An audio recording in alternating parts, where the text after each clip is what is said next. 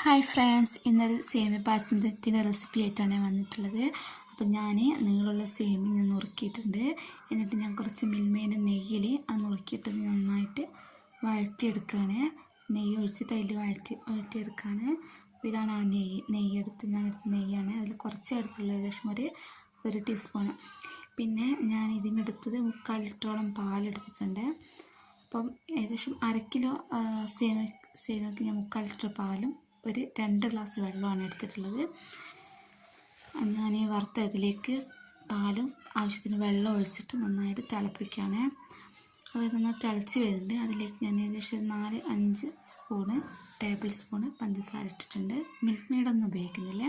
അത് നന്നായി തിളച്ച് വരുമ്പോൾ ഞാൻ കുറച്ച് അണ്ടിപ്പരിപ്പ് മുന്തിരി വറുത്തതിലിടുകയാണ്. നന്നായി ഇളക്കി യോജിപ്പിച്ച് നന്നായി തിളവന്നതിന് ശേഷം ഞാൻ നോക്കി മധുരം ബാലൻസ് ചെയ്യാൻ കുറച്ച് ഉപ്പിട്ടിട്ടുണ്ട്. പിന്നെ 2 നുള്ളി ഏലക്കായും പൊടിച്ചിട്ടിട്ടുണ്ട്. നന്നായി തിളച്ച് വന്നിട്ടുണ്ട്.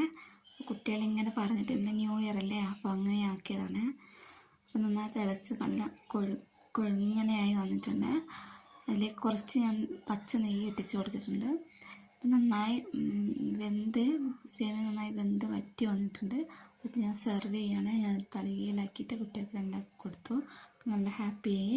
നല്ല മധുരം ഉണ്ടായിരുന്നു, നല്ല ടേസ്റ്റ് ഉണ്ടായിരുന്നു. ഇതിൽ മിൽക്ക് മെയ്ഡൊന്നും ഞാൻ ഉപയോഗിച്ചിട്ടില്ല. എന്തായാലും എൻ്റെ ഈ വീഡിയോ ഇഷ്ടമായി ലൈക്ക് ചെയ്യണേ, സബ്സ്ക്രൈബ് ചെയ്യാൻ മറക്കല്ലേ. പിന്നെ എല്ലാവർക്കും ഹാപ്പി ന്യൂ ഇയർ.